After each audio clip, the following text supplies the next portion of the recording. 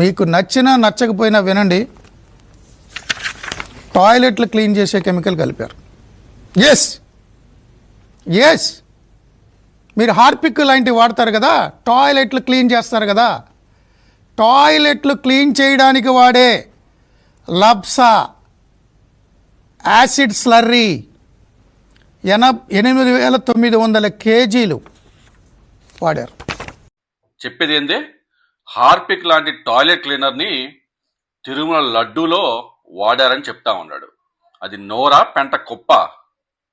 ఈ charge sheet మొత్తంలో ఒకే ఒక్క లైను ఏమనంటే, అరిస్టో కెమికల్స్ అనే కంపెనీ వాళ్ళు లాక్టిక్ యాసిడ్ మరియు లాబ్సా అన్న యాసిడ్ స్లర్రీ అన్న ఒకటే, దాన్ని ఆ రెండు కలిపి 8,900 కేజీలు ఈ భోలే బాబా వాళ్ళకి సప్లై చేశారు అని చెప్పారు.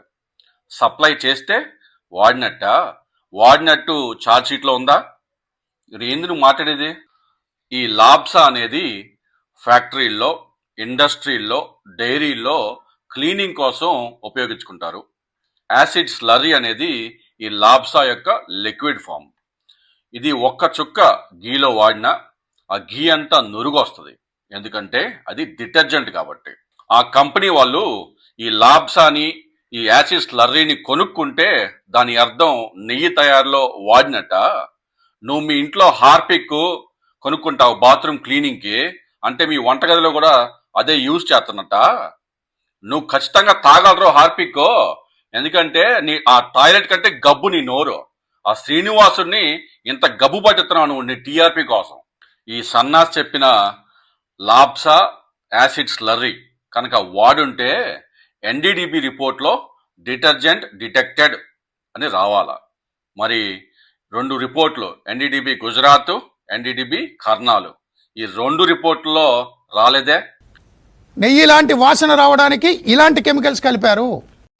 నెయ్యి స్మెల్ రావడానికి దీన్ని ఉపయోగించారు అని చెప్తా ఉన్నాడు. నెయ్యి స్మెల్ కాదురా, కెమికల్ స్మెల్ వస్తుంది. ఓ పని చేయి, నువ్వే రేపు గిప్మానో చేసుకుంటావు మీ ఇంట్లో, దాంట్లో 2 స్పూన్లు లేదో ఈ యాసిడ్ స్లర్రీ కూడా వేసుకో. సస్తావో బతుకుతావో చూద్దాం. నీ టీఆర్పీ కోసం ఆ శ్రీనివాసుని లడ్డూ ప్రసాదమే దొరికిందా నీకు? ఈ హిందూ సమాజానికి నిజంగా మీరంతా చెడబుట్టారు. ఇలాంటి మీడియా వాళ్ళందరూ ఆ తిరుమలేసుని లడ్డూని టీఆర్పీల కోసం, ఈ రాజకీయ నాయకులేమో ఓట్ల కోసం. మీ బతుకులు ఎంత చండాలరా స్వామి. రాత్రి నిద్రట్ట పట్టిద్దరా మీకు?